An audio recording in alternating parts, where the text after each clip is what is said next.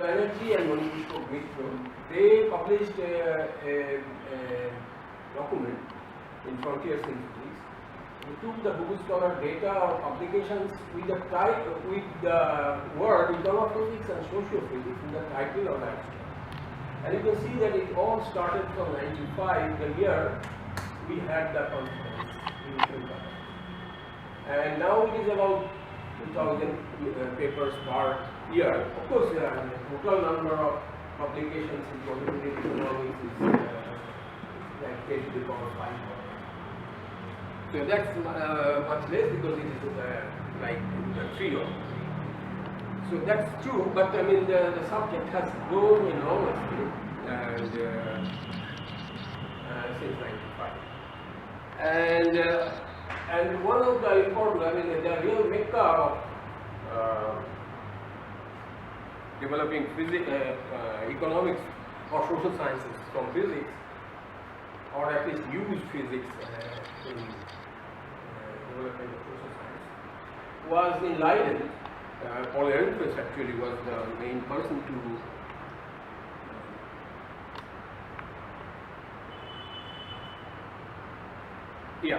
So Leiden University in 2012, 12-13 academic year, they started the econo-physics course in the physics department. And the book they followed from 2000 onwards, and this is 22-23.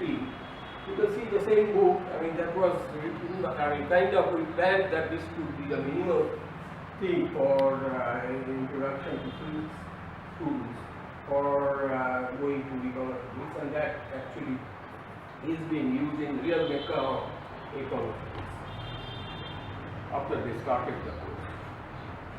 There have been several important books. Of course, the first one is by Julian Stanley, then this book which is, this is a textbook, this is actually a research monograph, this is a textbook which Leiden University is using since 2012. For 11 years they have been following this book, although there have been now a number of books and written by some important researchers and also publishers, and this is one book which we have contributed significantly in the literature, and this is with Paranoma and on sociophysics. Now at this stage I will actually try to tell you why econo-physics. Now of course it says that you are kind of using perhaps physics techniques for economics, but it is much more deeper than that. What I would like to say is that either there will be physics or economics, or nothing. It may be econo-physics, what will be, but it doesn't matter. Essentially, philosophically it is like this, that we know truth, or what we say, I mean truth. There are two kinds of truth. One is analytic kind of truth. Another is analytic or deductive. Another is synthetic truth or inductive truth. Now let me count inductive logic or deductive logic. Deductive logic is something like this, that say when we are in the simplest or trivial form is that suppose I say that a bachelor doesn't have a wife. You don't have to check if every bachelor is really married or not, or because the first part, the bachelor itself says that he cannot have a wife. This is not always that simple. Then when it goes to, I mean, Russell and Whitehead made a 1911 two volumes, Principle of Mathematics. It tried to establish that mathematics doesn't have recorded laboratory, although it gives a lot of truth, but it is only deductive truth and of this kind. They call it tautology. That was not correct. Tautology of Darwinian 2 plus 2 is 4 is a little more complicated than It is there. Actually, when you are saying 2 and 2, it will be 4. You do not need to check. If there are 30 people in this room, 2 gets out, I don't have to check again. If these 2 observations are correct, that I had 30 people to start with, and then 2 went out, then 28 must be there. You don't have to check. If you check and find something else, then some of these observations were wrong. First thing was wrong, first 2 also. But when we say that sun rises every morning, sun rises every morning in the east and every 24 hours, that a part may be analytic. Because east may be the direction where the sun rises. You are calling east that direction. And morning is probably when the sun gets up. So again, that's partly talked about. But 24 hours, every 24 hours sun rises is not a part. You cannot learn this truth by deduction. You have to. And in science and physics, of course, natural sciences all start with observation, like Bose, scientists like Bose, who actually make observations. And then there are theorists like this who are trying some analytic way of deducting. The thing is, there are many observations. If you can connect, if you can do a grand connection, you can develop a grand theory.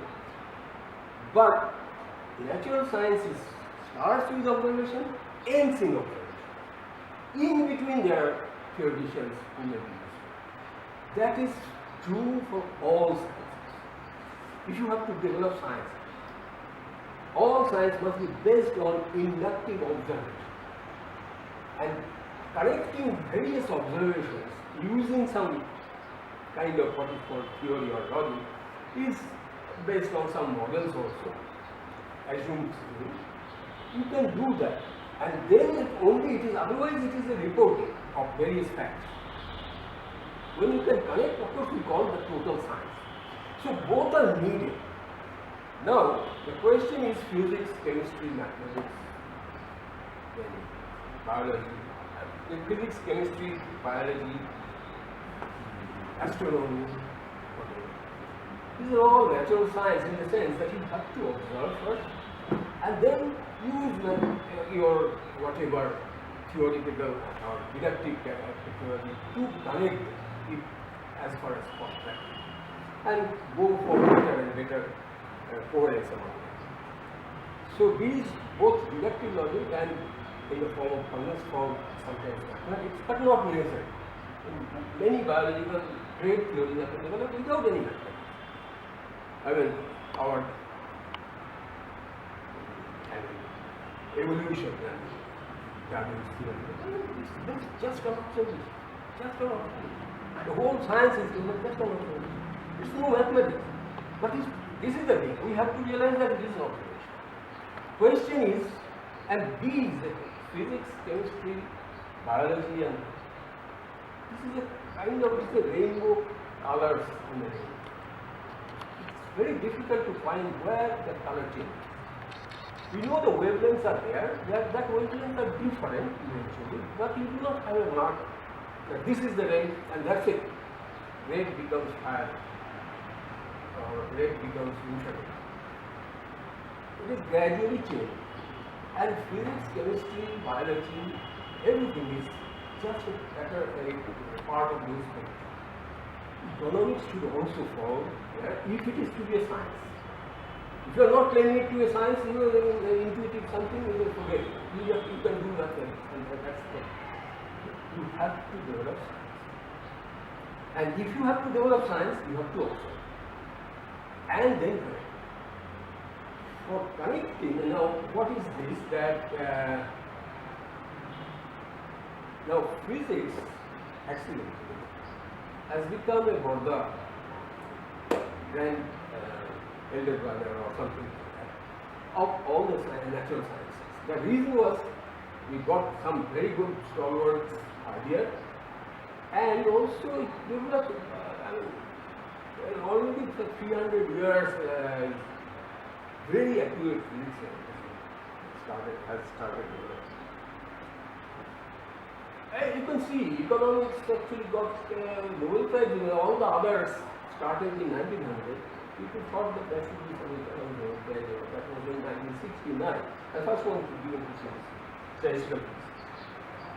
Then again, so it is quite possible, and since there is no difference between physics, chemistry, biology, economics, everything is what is happening in nature.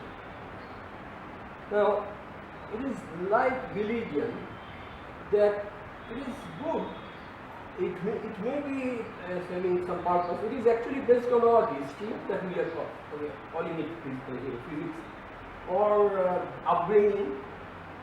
We call this as physics. But physicists are doing everything almost, trying everything else. Similarly, biologists can try, biologists can try also sometimes. We try that it's like evolutionary theory applied to social science would give better theory for it. Now that has been tried. But what,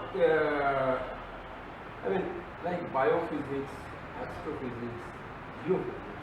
Astrophysics is now, the old astronomy part is gone, it is all in physics. That is exactly what I am trying to tell, that maybe economics will one day be completely physics. Has to be, I tell you what. Then geophysics and others are there. Essentially, geophysical observations, physicists try to understand. Earth's magnetism. You cannot understand something which physics people didn't discuss at all, or that's wrong, it is not working. You cannot find a truth whether in one branch, whether in physics, biology or chemistry, is wrong in physics. In that case, nothing has happened. Your science has to be such that it is actually valid everywhere. Somewhere it is less important, somewhere it is more.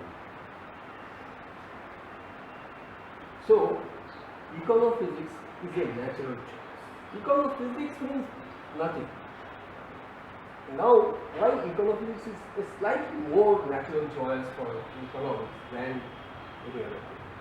Actually, statistical physics, in physics there are two grand things. One is mechanics of particles or individual constituents.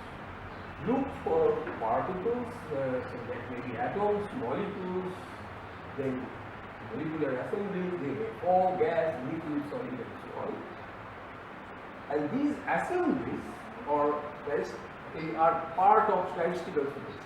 When it becomes quite large in number, even in classical mechanics, three-body problem, more than three-body, is very difficult to tackle if you are trying to do it. So we start thinking in terms of, after 10 or so, we actually think of sometimes statistical displacement. So in physics, one is mechanics, that may be classical mechanics of Newton, then very high level energy, then it is relativistic mechanics, or it is very low level energy, Planck's constant level, then it is quantum mechanics. Everything translates into others in the proper range. Similarly, this is valid everywhere. There is another branch which is statistical physics of many bodies, where there are many such. I know the mechanics of individuals, but I do not know how they behave when they are forming. I know hydrogen and oxygen, but I do not know when water flows. That is of not much use. In a sense, you can easily see, if you are thinking of hydrodynamics of fluid, this knowledge of hydrogen and oxygen is not going to help you. You have to know these things. That doesn't mean that hydrogen and oxygen are non-existent in water. It is the only thing when you are thinking of fluid or water flow, then you have to develop a hydrodynamic theory, and that's just very what is. Economics is basically, there is no mechanics part, in a sense. Individuals, one Robinson Crusoe in an island cannot develop an economy. It has to be a minimum market, there will be some buyers, some sellers, and so on. typical number of this size would be hundreds to 10 to the 6.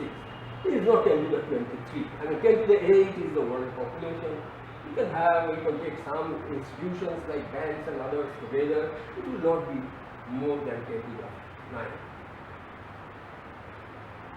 But this is actually a statistical system. And any science you have to develop has to be formed. Has to be kind of statistical concept. And so, linear statistics is, by the way, all our physics institutes, both biology institutes are all copies from Europe. Statistical Institute was not.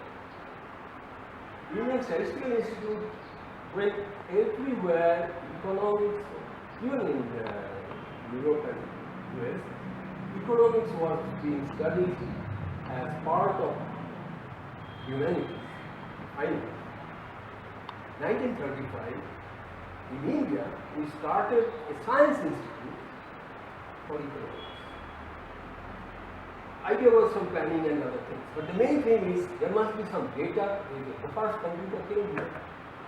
The data must be collected. Of course, that time idea was that we have to collect data for India to develop Indian economy.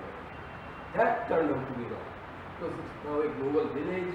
You have to know, like in weather. I mean, you cannot, for weather forecasting, you cannot just study only around your locality. So, the satellites, when the satellites came, we got the global picture, and now we are better off. Similarly, when Statistical Institute started, the idea was, I mean, of course, the first thing is, we knew that we have done this far ahead of ours, but in 1935 it was here that statistics must be used, observed statistics. We have to collect the statistics and then do that. It is unfortunate that we forgot about those things, and we are again trying to do whatever we could do with some minimal manipulation, which is not going to be much case. Anyway, let me actually show you, forget about this thing. This is another 1931 book by Shah and Seward. I don't know how many of you have seen, seniors must have seen this book. This is actually a book on heat, thermodynamics, statistical mechanics is being used. Here I am sure you can read on the y. This is actually Maxwell-Boltzmann distribution, and the students are being asked. Remember, this is the first book in the world where it was told that you should think how statistical mechanics can be applied to society. What was there? In the y-axis is number of persons and x-axis is income. They thought, Shah and Srivastava, Bishop Srivastava and Rangers, in their book, they asked, I mean, they were saying that probably what will happen is if the income is very low, the number of people must be very low. And of course it will go down eventually. Middle income group will be higher and so on. They thought that this must be a gamma distribution, and they say that most probably Maxwell-Boltzmann distribution, instead of energy, if you plot this thing. Now this thing, I mean, of course I could go, but they realized a problem. The problem is like this. In statistical mechanics, when we have two parts. One is statistical consideration, the other is mechanical consideration. The thing is, if it is something like this, if the energy is conserved, there is no energy can be dissipated, or if energy is conserved. So distribution function of, say, f of E1 is one energy, and into f of E2 must be equal to f of E plus E2, E1 plus E2. Now that says, and if this is true for any E1 and E2, then f has to have the form, something to the power E1 by some number. Because if it is something, say exponential of E1 is f of E1, f of V2 is exponential of V2, this becomes the gamma distribution. But energy distribution, any energy conservation would just give the distribution exponential. That means most people will be poor. That is no. So you were saying that somehow money is conserved. That is let us assume that. Wealth will be conserved. Total wealth. Total wealth will be conserved. And to be arbitrary trades will actually require that kind of distribution.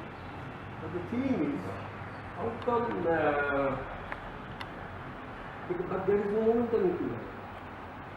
So how come it goes down for the poor people, poor income level? It should go up. And in that case, most people will be poorer. That's not. So they are so much convinced that statistics will be applicable to the society. They say that you are in your locality and all these things, your assessing department is asking and so on. The number of particles and so on. There is an amazing thing. Sometimes I tell that there is in Bengali we say, Neitai Khapli. This thing is there. Nobody looked at it. Everybody goes for the other part because that comes to the examination. This never comes to the examination. Nobody took this. So we could eat and develop a good food. Now before that, let me show.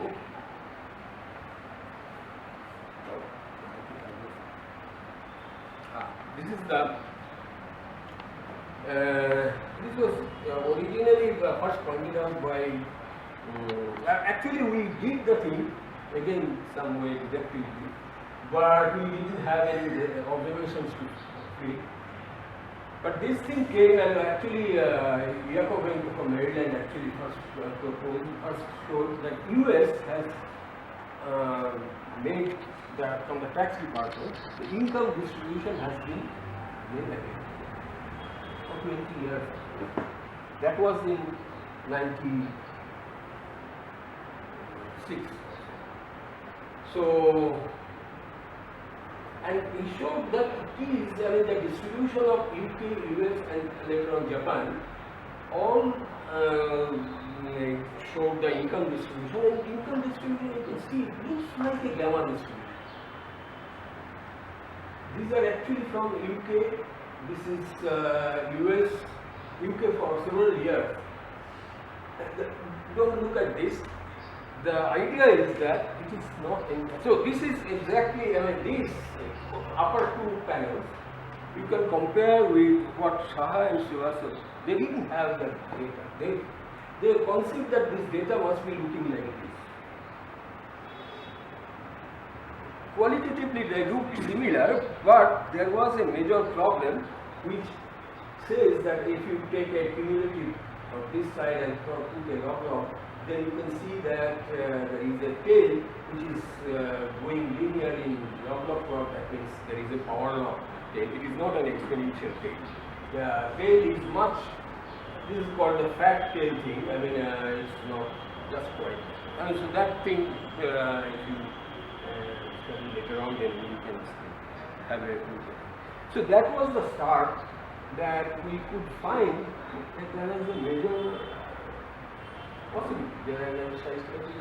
Kinetic theory of gas is the first many-body theory developed in science, and it really goes. Saha was in a sense correct, and how to make it correct, because there is no momentum equivalent counting.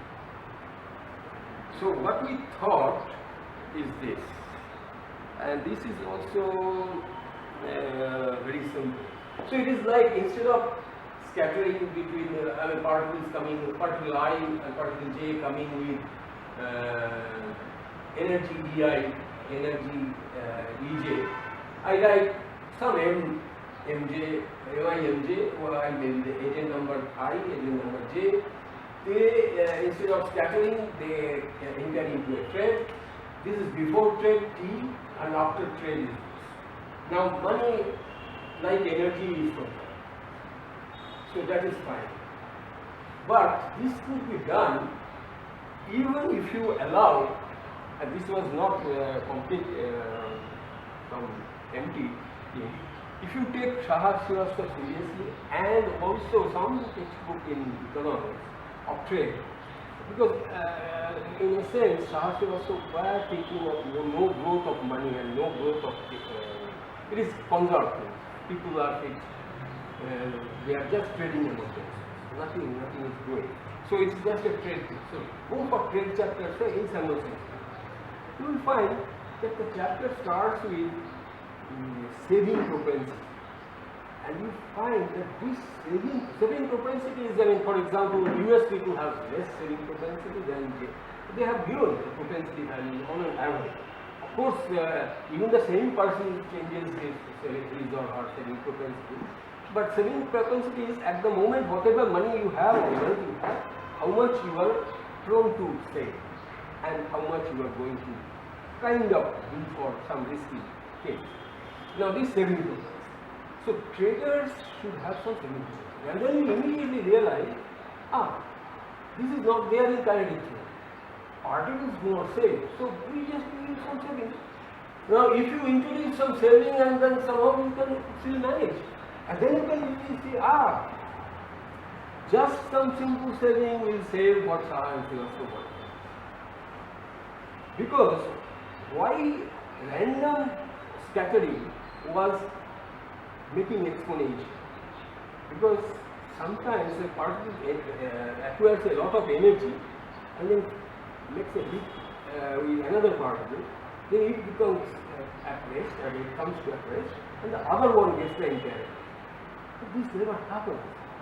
Once you save, whatever energy you have acquired to become to be pauper, you have to lose every time you come to trade. Infinite times, then only you will become pauper. Otherwise, if you have a saving. So it's clear, savings will save that.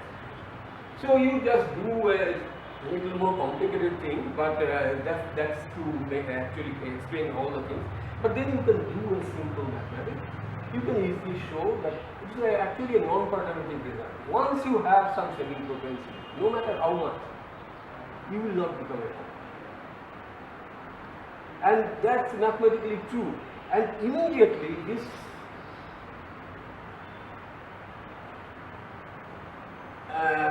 thing, that exponential thing, will any saving of these particles, any saving propensity of this part, had the particles been sensitive enough to save a fraction of their energy, if they could, if I can mathematically think so, immediately the distribution will come down. It is no matter how much saving you have, savings will change where the peak position will be, but not this feature that it will come down. One stroke solution. And it turned out to be many people, there are many things which have been successful, and I cannot go into all the details. The great thing was actually suggested by Iglesias, an Argentinian physicist. He actually showed, and he showed that, I mean, just one more important thing, because he actually published his detailed paper in Science and Culture, which is next book. And this is the Science and Culture. We have made a review of that. He showed that apparently Amartya Sen wrote somewhere. The book is given. I mean, there is a book where, in fact, it was written earlier by somebody. The idea is that we think that for poor people, it is better to give, like, I mean, those like something that you keep on giving some money. He actually said this may not be the main. What he suggested, this I came to know only from Iglesias when he explained that he suggested in that book that suppose in a locality there is a marketplace and a prime place where many people come.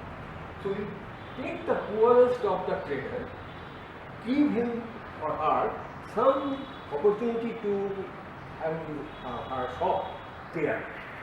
A few days or few months later, he or she will become will be better off, and if above average, above any poverty level, then you will again ask her to go or something like this. That you don't have to give anything, you just arrange that guy can do more trade. I mean, the idea is poor need to go to the market much more than any rich person. We do Bhagavad and other things, we do just the opposite. They need these things. He translated into the kind of theory. He has said that imagine these particles were just kinetic theory particles. So what happens? I mean, those who have done computer simulations, you will see that at any instant of time they are in constant movement. So you collect any of these two, have a kind of collision among themselves, not necessarily them, and then they go back. So there will be a random sharing of energy. What he said, what to say is saying in kinetic theory would mean you just take the lowest energy particle at any time. Anytime you find who is the lowest energy particle, take that and anybody else, and that can be chosen randomly. Then you just change this. They will automatically self-organize to a energy distribution, which still gives life, but there will be nothing, nobody below, no particle will be below that. It says that allow this thing, that lowest money person or lowest wealth person will be allowed to make a trade. And allow that concept. If you do that, very soon there will be nobody, and there is an exact result below which there will be nobody. So these things are very important, those who are very important. I mean, this exact, there is an analytic number, but the theme is this is with several approximations. Better approximations, better theories are needed, and a part of these things you can see a review. Sorry, no, this is Soumitra Paul. They are there. The same thing can be done for social opinion formation and so on. I will skip these things because I am approaching the deadline perhaps. Okay, there was something very interesting, but I think I will skip. You see, let me just summarize this thing instead of telling you. Economics has a way, I mean, economics always think of it that all the distributions simply study inequality. Now, what is inequality? I mean, quantitatively measured by the economist, and ask any economist, they will say that you have, you develop the, okay, I think Gini coefficient is better, I mean, I do not go there. And there is another index, Gini index is one. Gini is a kind of average inequality measure, and another we call it Kolkata index, which is, it was originally in 1896. Pareto said that he found somehow in Europe in those days, about 110 years back, he actually collected from the land revenue department how much of cultivable land to whom, not just whom, the number, I mean, distribution of land, and he found this 80% of land, cultivable land, belongs to only 20% of the population.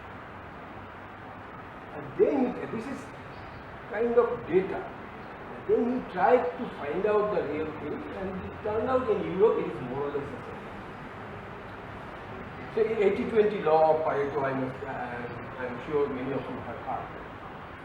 Now, it may not be 80-20, I mean, there is a way to do it from Lorentz curve, I mean, Lorentz function, you can find that k fraction will going to 1 minus k fraction of k. 0.8 means what Pareto observed many years, and after that social came, this 80-20 was never observed for many years, and now it is people are saying, and Piketty is very often saying, it is even going beyond 80-20.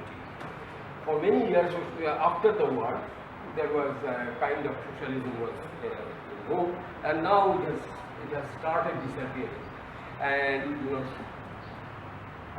it is not just there. The question is where it will go. Can it go that there was a Wall Street slogan, 99-1. 1% will have 99% wealth, and it has already come in one. It was not so. What we found is that most of the competitive universities, this is SINP, for example in SINP, IISc, I would say, I mean, Gini, you can see that Gini is also coming very close, but look at this, I mean, 80.8 would be what this is. What is from SINP? Number of publications and a number of citations from how many publications. And 74% citations in 1980 came from 26%.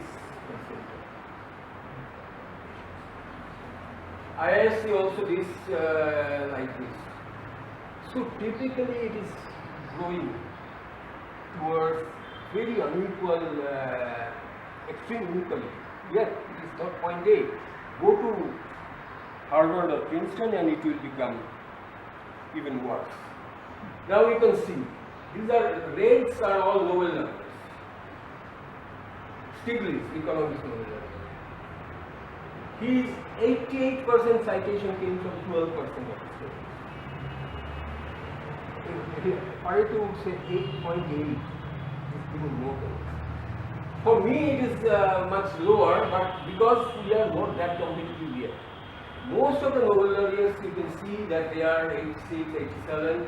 Of course there are some 77, but they are very rare. Most of them are 82, 86, above almost this. Some Indians also are quite close or higher, but main thing is as you become more and more competitive, you really go to something. Then we thought this number must be, I mean, this is something where it naturally wants to go.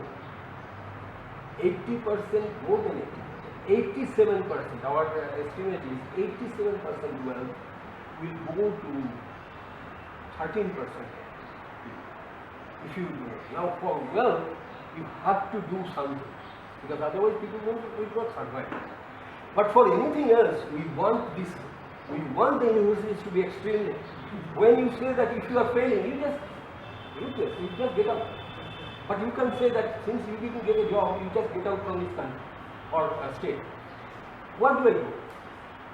But the colleges do this and they are facing that consequence. But the thing is, universities and colleges should be extremely, but then the inequality will go to 1.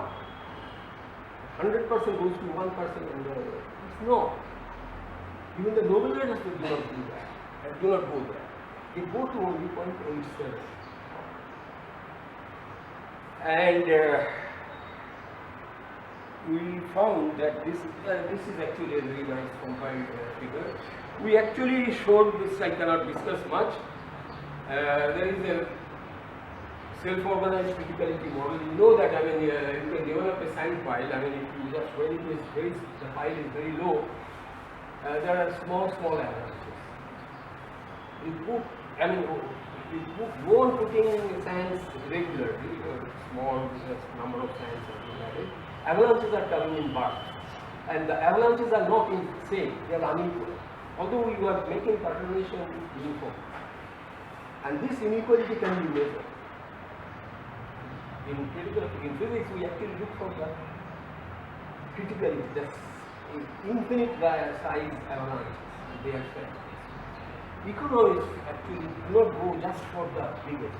They want the bigger, and I think Pareto's equivalent of Kolkata index is much better.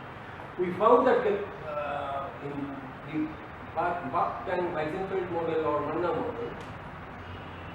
Manna is from SNU's. For the review of this scientific, the mathematics group from Kraft University, Bosnia. And he wrote that Anirban Chakraborty then at Sahara Institute of Nuclear Physics introduced what came to be known as the Ear cell model, called by it as because it has the certain features of real one-to-one economic transactions. I mean, how the statistics gradually take to generate super relations. And this model, I mean, anyway, there is a nice story, but anyway, this actually the model was looking so dull that we didn't think that this will be of much importance. And it is Bruce Rosian who actually introduced the tax in the model and then made it so fantastic that actually you can see this scientific evolution and more their papers.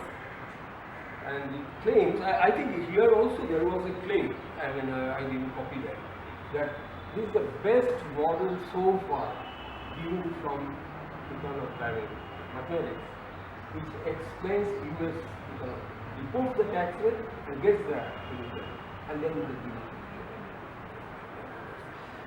And he says that this is the best model, and in fact there are many people now who are working on this. Then, Then this thing I had no time to discuss. These papers are by Shumoditi Vishwas, all of Charity, they are not here, and Parangoma Sen, who will come today because she is leaving tonight for a talk on this kind of things in Germany. And this is called BCS, but later on they changed to first paper was published. No, this is not the first paper. There were others where this BCS model was discussed in the text, but not in the title. The first paper in the title is this, 21, then it is this, and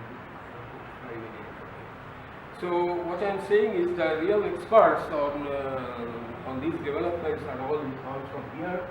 And younger people should take it that you don't have to go abroad just to get some secondary things to develop. There are actually the real experts here. And this has not happened, I'm sorry to say, for many years in India. And I mean, we cannot now see very original thing done here, and people are others are following. And this has happened, and there are many people who have done very significant things, and some are. I mean, we do not know yet what will be the final outcome, but it is already clear that every year there are something is work is coming. Writing of papers. Important journals are published in these papers. I must finish here. Thank you.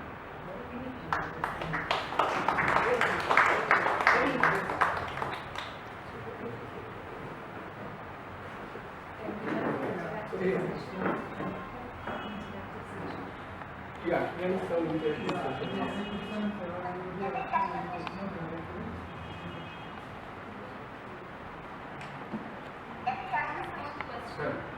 When you said the ratio that 87 or 86% of when you were comparing the citation and index, were you referring to a particular person, research, or as an institution? As an institution, you can do.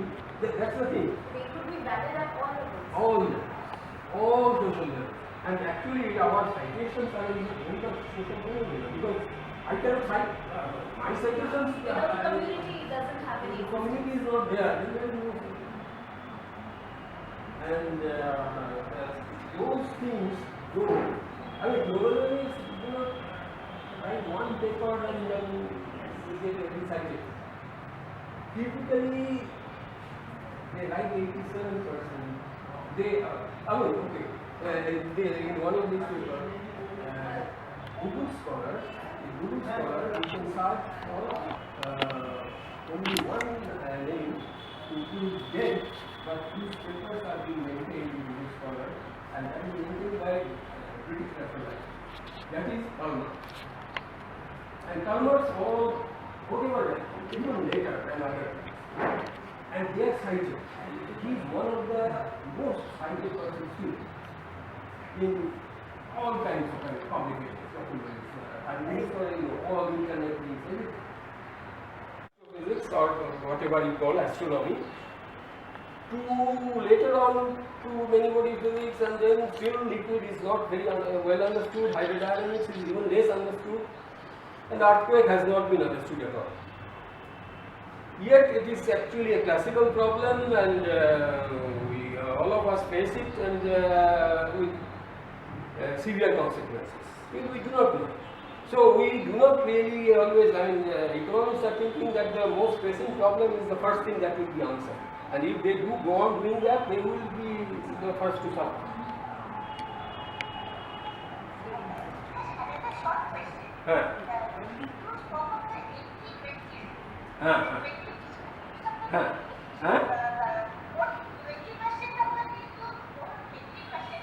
Mostly, yeah.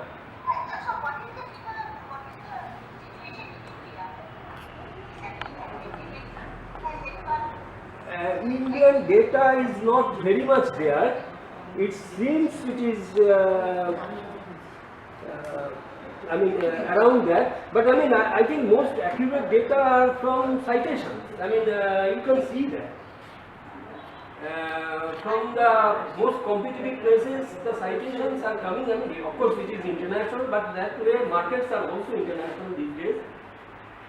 And society we find, I forgot to mention one interesting observation we have made. For the last 70 years, this is very interesting, I forgot to mention, and Anjan asked, thanks. There is a record for, in Wikipedia you can get this, the countries in every 3 years in Olympic is held, or Summer Olympic, which is the normal Olympic. And there are medals, and you can see typically some 200 to 300 medals. These days 300 medals, 200 countries participate. The very selected people. For the last 70 years, 85% to 87% of the countries, 87% of the medals are taken away by 13% of the countries. The countries are changing. But not this thing. And this you can check yourself. This is the most competitive place. Unlike in games, I might have played well, but the others didn't give or something. These team games are very little in Olympics. Mostly are athletics. And athletics, everyone goes to their last point. And there, 70 years. You just take the Olympic medals, you cannot miss it. So, how prophetic it was that Pareto was saying this in 100 years back, that it will go to 20%. 20% will take away 80% of the medals. It is 80% of the medals is also being taken away, more than 80. 87% or 88% of the wealths are actually being taken away by only 12% of the countries. No chance, of becoming equality there. No chance. Everybody will get 1-1. This is possible only with those. This is not possible if competition is there. And it is also not true that one will take away. Typically, this is happening. This is our one of the latest findings. We know some part. This is one thing that Olympics we are actually seeing for the last 70 years. Things are given from 1950. All the data now in Web of Science. It's not Web of Science. It is Wikipedia, Olympic Wikipedia, Summer Olympic Wikipedia, and the countries. You just have a look at it. It is fantastic. The countries are changing, but not the ratio. That ratio is not changing. 80% to 87% of the medals are being taken, and gold medals 87%. That is clear.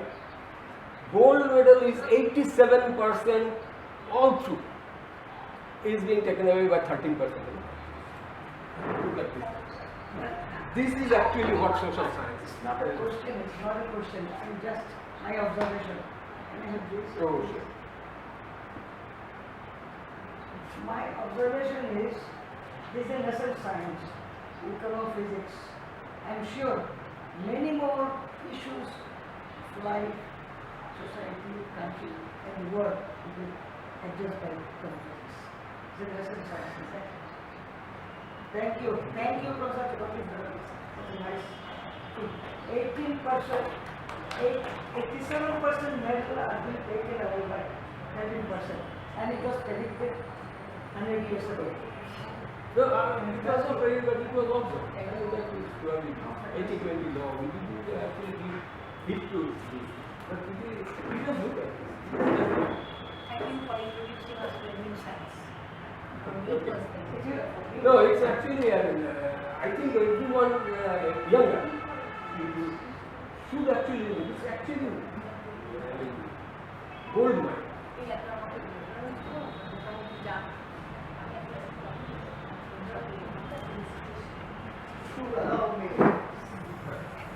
Again, Pareto was originally Indian. His main contribution to history, his observation was, I mean, the thing is, he was not doing some esoteric thing. He was actually observing and doing. So, Pareto came.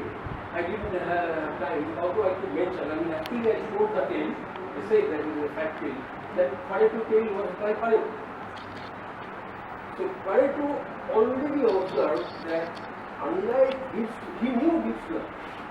It's an exponential decay. I mean, the number of people came with their wealth is not exponentially decay. It's much faster than that. They are going much more slowly. And then he found that there is a power law instead of exponential. It's about 110 years back. This is the thing. I mean, you have to observe and then develop it. You are not doing it because economics solutions, I mean, the experiment, the real experiment in today's world in physics, in biology, it is difficult. I mean, a person doing theory and experiment, I think statistics it can be. But we are not doing it. It is just meaningless mathematics and absolutely no use. Whoever uses it properly, he will make it better. And also whoever reads properly the books written by real experts, real thinkers, you will get a lot of things. You neglect them, you don't